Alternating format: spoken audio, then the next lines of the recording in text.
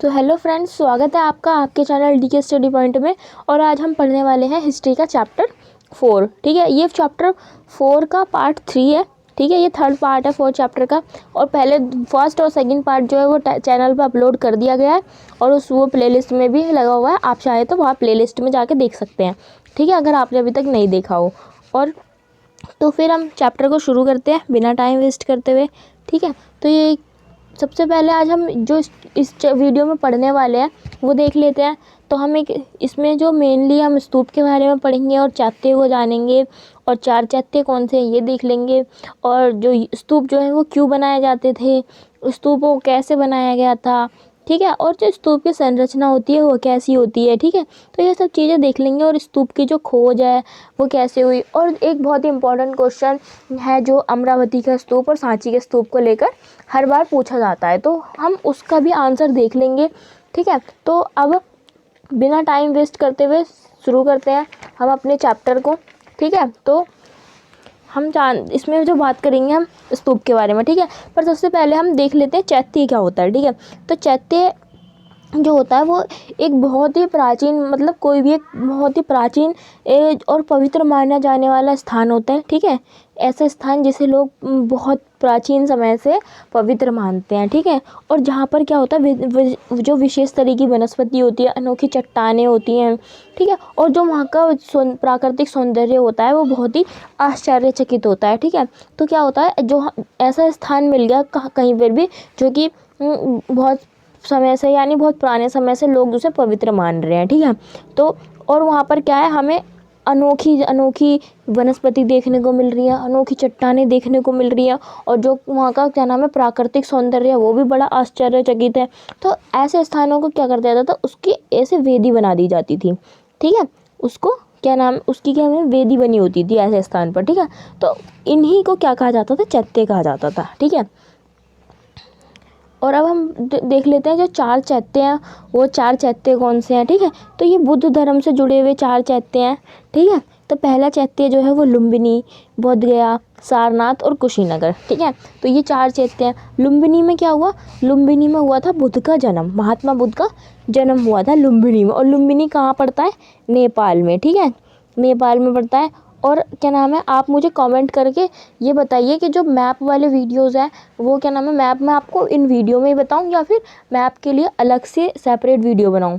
ठीक है, और आप मुझे ये भी बता देना कि जो मैप की वीडियो चाहते हो वो एक एक चैप्टर की अलग अलग चाहते हो या फिर सारे मैप की सारी, मतलब जैसे ये एंशिएंट इंडिया की बुक जो है ये इसके चारों चैप्टर के मैप की वीडियो एक साथ चाहते हो। ठीक है, तो आप जैसे भी चाहते हो कमेंट करके मुझे ज़रूर बताना, मैं फिर उसके अकॉर्डिंग बना दूँगी। ठीक है, वैसे भी आपकी ये बुक ख़त्म होने वाली है, इसका एक पार्ट और आएगा, फिर आपकी ये बुक ख़त्म हो जाएगी। फिर आप जैसे चाहोगे मैं मैप की वीडियो उसी तरीके से बना दूँगी। ठीक है, तो जो लुम्बिनी है ये नेपाल में पड़ता है, आपको ये याद रखना पड़ेगा क्योंकि ये आपको आपके पेपर में मैप में पूछा जा सकता है। ठीक है, और वैसे भी अब 1 मार्क के क्वेश्चन आते हैं तो उसमें भी पूछा जा सकता है। ठीक है, तो लुम्बिनी नेपाल में पड़ता है और यहाँ पर क्या हुआ था, महात्मा बुद्ध का जन्म हुआ था। ठीक है, बोधगया में क्या हुआ था, जो महात्मा बुद्ध है उन्हें क्या हुआ था, ज्ञान की प्राप्ति हुई थी। ठीक है, और बोधगया कहाँ पड़ता है, बिहार में। ठीक है, और सारनाथ में महात्मा बुद्ध ने एक अपना प्रथम उपदेश दिया था। ठीक है, तो सारनाथ का पड़ता है उत्तर प्रदेश में। और कुशीनगर में क्या हुआ था,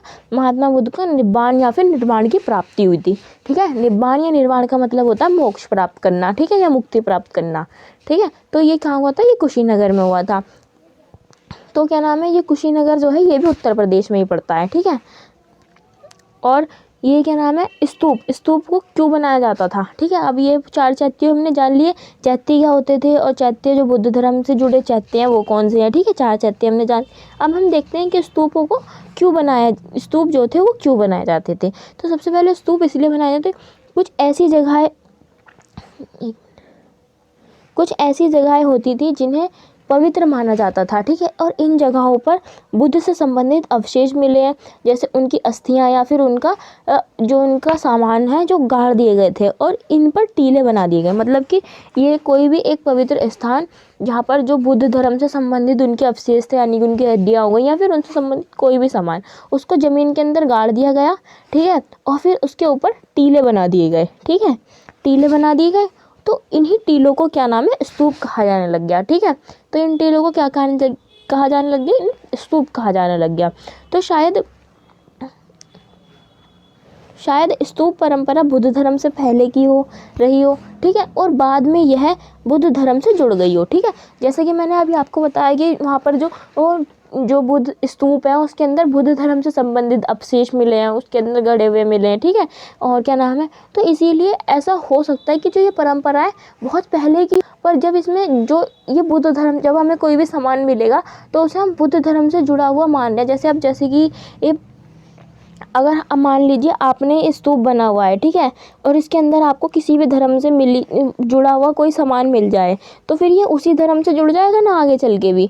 तो इसी तरीके से जो बुद्ध धर्म में जो सामान मिला है, ठीक है, वो बुद्ध धर्म का था, उनकी ये अस्थियाँ मिली उसके अंदर, तो इस वजह से ऐसा माना गया है कि क्या नाम है, ये बुद्ध धर्म से ही संबंधित होगा। ठीक है, तो इसी तरह से जो ये स्तूप की परंपरा है ये भी बुद्ध धर्म से जुड़ गई। ठीक है, क्योंकि वहाँ पर कुछ अवशेष मिले हैं जिन्हें पवित्र माना जाता था, और वो किसके, वो बुद्ध धर्म के अवशेष हैं।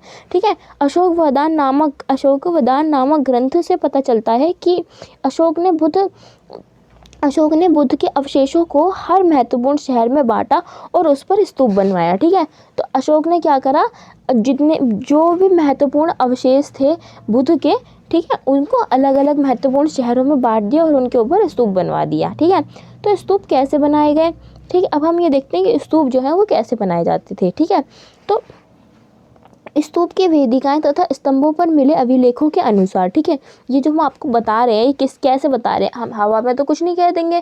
ठीक है, या फिर हम कुछ झूठ भी नहीं बोल सकते, तो वह हम किस लिए कैसे बता रहे हैं, हमको इसकी एक इन्फॉर्मेशन मिली है, जो उसका सोर्स है वो क्या है, स्तूप की वेदिकाओं तथा स्तंभों पर मिले जो अभिलेख है उन पे ये सूचना लिखी हुई है। ठीक है, इन्हें बनवाने और सजाने के लिए समाज के विभिन्न वर्गों द्वारा दान किया जाता था। ठीक है, तो स्तूप कैसे बनाए जाते थे, वो लोगों के दान के द्वारा बनाए जाते थे। ठीक है, उस स्तूपों को बनाने के लिए अलग अलग जो समाज के विभिन्न वर्ग थे वो दान देते थे स्तूपों को बनाने के लिए। ठीक है, तो हम यहाँ पर उदाहरण के लिए ये भी दे रखे हैं कि किस किस ने दान दिया। ठीक है, जैसे कि राजाओं द्वारा दान किए गए थे, जैसे सातवाहन वंश के राजा थे, उन्होंने दान दिया। और इसमें यहाँ तक कि राजाओं के नहीं, इसमें शिल्पकारों और व्यापारियों द्वारा दान भी दिए गए थे इन्हें बनाने के लिए। ठीक है, इसमें शिल्पकारियों द्वारा दान भी दिया जाता था और व्यापारियों का द्वारा दान भी दिया जाता था। अब जैसे कि उदाहरण के लिए हम देखें तो सांची के तोरण द्वार पर जो हाथी दांत का काम किया गया है, ठीक है, तो सांची का जो तोरण द्वार है उस पर हाथी दांत का एक काम किया गया है, वो एक शिल्पकार के दान से बनवाया गया था। ठीक है, तो ये किसके दान से बनवाया गया था, एक शिल्पकार के दान से बनवाया गया था। ठीक है, तो इसमें सैकड़ों महिला पुरुष और ने भी दान दिए हैं। ठीक है, और ये हमें कैसे पता चलता है, ये हमें अभिलेखों पे पता चलता है। जो लोग भी दान देते थे वो क्या करते थे, अपना नाम जो है अभिलेखों पे लिखवा देते थे। ठीक है, और बहुत से लोग तो क्या करते थे, अपने रिश्तेदारों का, अपने घर का पता और सब कुछ लिखवा देते थे वो। ठीक है, तो ये सारी जो हमें जानकारी मिलती है वो किससे मिलती है, अभिलेखों से मिलती है। ठीक है, इमारतों को बनवाने हेतु भिक्षुनियों ने भी जो है अपना योगदान दिया था, यानी कि इन्होंने भी दान दिया था इन्हें स्तूपों को, इमारतों को बनवाने के लिए। और अब हम देखते हैं कि स्तूप की रचना, ठीक है, स्तूप की संरचना जो है वो कैसी है। ठीक है, तो अगर हम जैसे स्तूप की संरचना देखेंगे तो हमें सबसे पहले इसमें ये देखिए आप,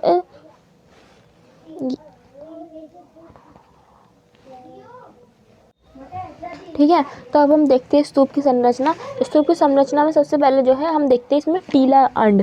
ठीक है, जो ये टीला होता है, ठीक है, इस टीले को अंड भी कहा जाता है। ठीक है, तो इसमें ये क्या होता है, स्तूप का जो एक जना में गोलार्ध के लिए हुए एक मिट्टी है, ठीक है, जिसे टीले का नाम दे दिया गया। ठीक है, तो यानी कि ये आधा जो ये अर्धगोलार्ध है इसकी शेप लिए हुए मिट्टी का बना हुआ है, जिसे क्या नाम दे दिया, इसे टीले का नाम दे दिया गया। ठीक है, ये टीला है और इसे क्या नाम है, इसे अंड का नाम भी दे दिया गया। ठीक है, इसे अंड भी कहा जाने लग गया। ठीक है, और जो दूसरा है वो है हर्मिका। ठीक है, तो ये हर्मिका क्या है, ठीक है, हर्मिका ये है। ठीक है, ये आपको ये से पिक्चर में दिख रही है ना, ये हर्मिका है जो कि अंडे के ऊपर या टीले के ऊपर बनी हुई है। ठीक है, तो अंड के ऊपर एक हर्मिका होती है, ठीक है, जिसकी आकृति कैसी दिखती है, छज्जे की जैसी दिखती है, ठीक है, और इसे देवताओं का घर माना जाता है, ठीक है। जो इसकी आकृति है ये है जो अंड, इसके ऊपर एक ये होगी हर्मिका, जिसकी आकृति जो है वो ऐसी दिखेगी छज्जे के जैसी, ठीक है, और ये इसे क्या माना जाता है, इसे देवताओं का घर भी माना जाता है, ठीक है। अब देखते हैं यष्टि। यष्टि क्या होती है, यष्टि जो है हर्मिका के ऊपर एक जो है मस्तूल, यानी मस्तूल क्या होता है, एक लंबा डंडा, ठीक है, मस्तूल निकला होता है था, जिसे क्या नाम है, यष्टि कहते थे, ठीक है। जैसे कि आप यहाँ पर पिक्चर में देख पा रहे होगे, ये जो डंडा बना रखा है ये हर्मिका के ऊपर, ठीक है, आप समझ गए होंगे कि ये क्या है, अंड या फिर टीला, ये है हर्मिका और ये है मस्तूल, ठीक है। मस्तूल यानी इसे कहा जाता था यष्टि। अब होती थी छतरी। यष्टि के ऊपर एक छतरी लगी होती थी, ठीक है। अब छतरी के नाम से तो आप समझ ही रहे होगे, ठीक है, जैसे कि आपने ये देखा भी होगा पिक्चरों में, जैसे ये है ना, ये आपने बहुत सारे मंदिरों में देखा होगा ऐसा, ठीक है ना, समझ रहे हो आप। अब इस पर ड्राइंग भी इतनी अच्छी नहीं आती तो आप समझ ही रहे होगे, ठीक है। ये इस तरह से छतरी बनी होती थी, ठीक है। अब देखते हैं वेदिका। अब वेदिका क्या होती थी, वेदिका ये, ठीक है, इसे रेलिंग भी कह सकते हो आप, वेदिका भी कहते। ये चारों ओर जो है ऐसे चारों ओर से घिरी होती थी और इस ये होती थी वेदिका, ठीक है। तो किले के चारों ओर एक वेदिका, ठीक है, होती थी, जो कि पवित्र स्थल को सामान्य दुनिया से अलग करती थी, ठीक है, यानी कि इसको घेर देते थे, इसको इस पवित्र स्थल इस वेदिका के अंदर आ जाता था पूरा का पूरा, ठीक है। तो ये होती थी वेदिका। तोरण, अब देखते हैं तोरण द्वार। स्तूप के चारों दिशाओं में तोरण द्वार में, ठीक है, बनाए जाते थे, जिन पर नक्काशी की गई थी। उपासना करने के लिए जो पूर्वी तोरण द्वार से प्रवेश करके टीले को अपने दाईं तरफ रखते हुए परिक्रमा करते थे, ठीक है। इसमें क्या था, जो ये था स्तूप, इसके चारों ओर जो है वो तोरण द्वार बनाए गए थे। अब तोरण द्वार, जैसे कि ये द्वार बना रखे हैं मैंने, ये तो आपको एक ही तरफ के दिख रहे होंगे, और इसके ऊपर नक्काशी भी की जाती थी, ठीक है, इनके ऊपर जो है नक्काशी की जाती थी, यानी कि डिज़ाइन भी बनाए जाते थे बहुत सारे, ठीक है। तो ये चारों ओर बनाए जाते थे, ये तोरण द्वार होते थे, ठीक है। अब आपको इस इमेज को देख के समझ ही गए होंगे कि सांची का स्तूप कैसा था, ठीक है। और ये जो एक पॉइंट रह गया इसमें कि ये ताक एवं मूर्तियाँ, ठीक है। तो स्तूप में ताक क्या होता था, दिए रखने के लिए, ठीक है, जिसमें दिए रखे जाते हैं ना उन्हें बोलते ताक, ठीक है। तो स्तूप में ताक और कई प्रकार की मूर्तियाँ भी बनाई जाती थी, ठीक है। तो ये हमारे जो स्तूप की संरचना है वो पूरी हो गई, आपको इससे समझ ही आ गया होगा। और ये जैसे जैसे आप इसमें देख पा रहे हैं, बस उस तरीके से आप इस इमेज को देख के एक्सप्लेन भी इन्हें कर सकते हैं, ठीक है। अब हम पढ़ते हैं स्तूप की खोज के बारे में, ठीक है। तो दो तरह के हमें स्तूपों को पता चला है इस चैप्टर में पढ़ने पर हमें, एक सांची का स्तूप है और एक अमरावती के स्तूप है, ठीक है। तो अब हम देखते हैं कि इसमें जो एक क्वेश्चन आता है, ये हर बार इसमें पूछा जाता है कि क्या कारण है जो सांची का स्तूप है वो बचा रहा, जबकि अमरावती का स्तूप जो है वो नष्ट हो गया, क्यों, ठीक है। तो हम पहले ये डिस्कस कर लेते हैं कि जो सांची का स्तूप है उसके बचे रहने के क्या कारण है, ठीक है।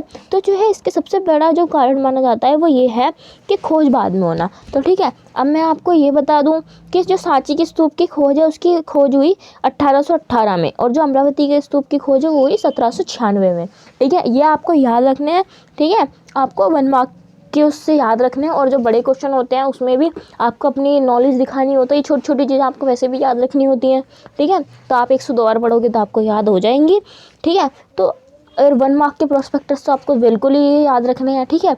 तो अब जो है जिसकी खोज हुई, अब जैसे अमरावती के स्तूप की खोज है, वो अमरावती के स्तूप की खोज कब हो गई, 1796 में, ठीक है। और जो ये वाला सांची के स्तूप है इसकी खोज कब हुई, 1818 में हुई, ठीक है। तो यानी कि इसकी खोज बाद में हुई, इस वजह से ये बचा रहा, ठीक है। ये और जॉन मार्शल ने क्या करा, योगदान दिया अपना, ठीक है। तो जॉन मार्शल ने क्या करा था, इसके महत्व के बारे में किताब लिख दी थी, ठीक है। ये किताब लिखी गई थी ना, जॉन मार्शल ने सांची के स्तूप के बारे में क्या करा था, एक महत्वपूर्ण ग्रंथ लिखा, जिससे क्या नाम है, लोगों को सांची के स्तूप के महत्व के बारे में जो है बहुत कुछ पता चला, ठीक है। रेलवे ठेकेदार की नज़र ना पड़ना, ठीक है। तो क्या हुआ था, सांची के स्तूप के पास ही रेलवे की जो है लाइन बिछाई जा रही थी, ठीक है। तो क्या हुआ, सौभाग्य से किसी भी रेलवे ठेकेदार की जो है वो नज़र जंगल की उस स्तूप पर नहीं पड़ी, वरना वह यहाँ के पत्थरों का प्रयोग जो है वो रेलवे लाइन बिछाने के लिए ही कर लेता। ठीक है, तो जिस तरीके सांची का स्तूप है वो भी खराब हो जाता। अब प्रतिकृति देकर संतुष्ट करना, फ्रांस और क्या हुआ था, जो फ्रांस और अंग्रेज अधिकारी थे वो अमरावती की जो तरह ही सांची की ये जो मूर्तियाँ थीं अपने अपने देशों में ले जाने चाहते थे, परंतु जो भोपाल की बेगम थी उन्होंने क्या करा, प्लास्टर की प्रतिकृति देकर उनको संतुष्ट कर दिया। यानी प्रतिकृति का मतलब उनकी नकल देकर उन्होंने जो सांची के स्तूप की ऐसी प्रतिकृति दी कि वो बिल्कुल सेम दिख रही थी उसके सांची के स्तूप की जैसी। ठीक है, तो यानी कि उसकी नकल दे के, ठीक है, उन्हें संतुष्ट कर दिया और वो वही लेके चले गए। बेगमों द्वारा धन का अनुदान दिया गया। ठीक है, बेगमों की प्रतिकृति हो गया।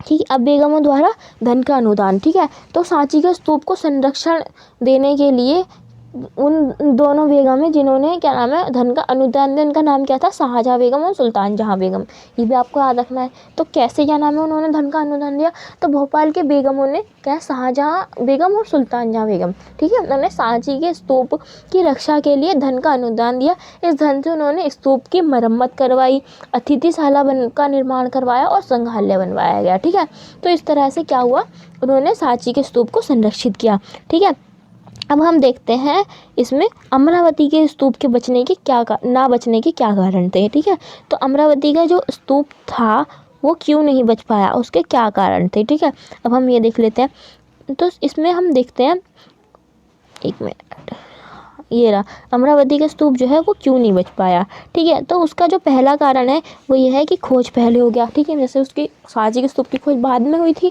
1818 में। ठीक है, तो इसकी अमरावती के स्तूप की खोज जो है वो पहले हो गई, कब हो गई, 1796 में हो गई।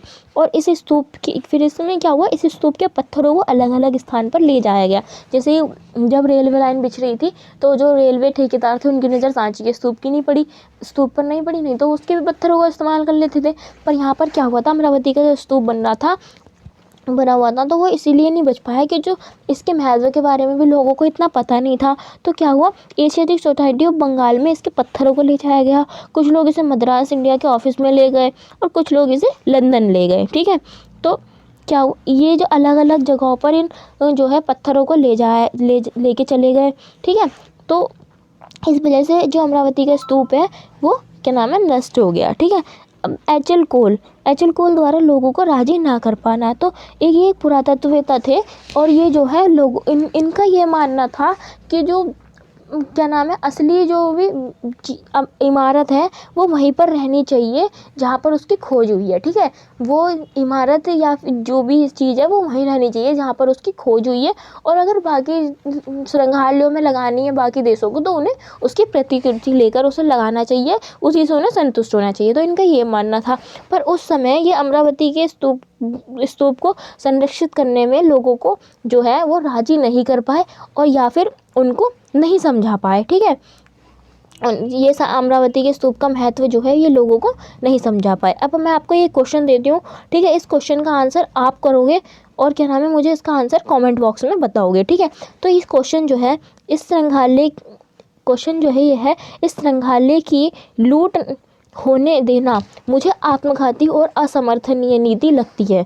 उनका मानना था कि संग्रहालय में मूर्ति की प्लास्टर की प्रतिकृति होनी चाहिए जबकि असली कृति खोज की जगह पर होनी चाहिए। ठीक है, तो ये कथन जो है किसके द्वारा कहा गया, उनका नाम बताओ। ठीक है, तो किसने ऐसा कहा था, किसका ऐसा मानना था कि जो संग्रहालय में जो मूर्ति की प्लास्टर की प्रतिकृति होनी चाहिए और जबकि असली जगह जहाँ पर उनकी खोज हुई है, ठीक है, वो असली वहीं पर होनी चाहिए जहाँ उनकी खोज हुई है। ठीक है, ना कि उन्हें ला के संग्रहालय में लगा लिए। ठीक है, तो आज की वीडियो में बस इतना ही। थैंक्स फॉर वॉचिंग, मिलते हैं आपसे नेक्स्ट वीडियो में। और हाँ, मैं इसका 4th पार्ट बना के अपलोड कर दूँगी, फिर आप मेरे को कमेंट में बॉक्स में ये ज़रूर बताना कि आप मैप की वीडियो जो है वो किस तरह से चाहते हो। ठीक है, सारे मैप एक ही वीडियो में चाहते हो या फिर अलग अलग चैप्टर के अलग अलग वीडियो में चाहते हो। ठीक है, चलिए, अगर आपको वीडियो पसंद आई हो तो वीडियो को लाइक और चैनल को सब्सक्राइब कीजिए। मिलते हैं नेक्स्ट वीडियो में। Thanks for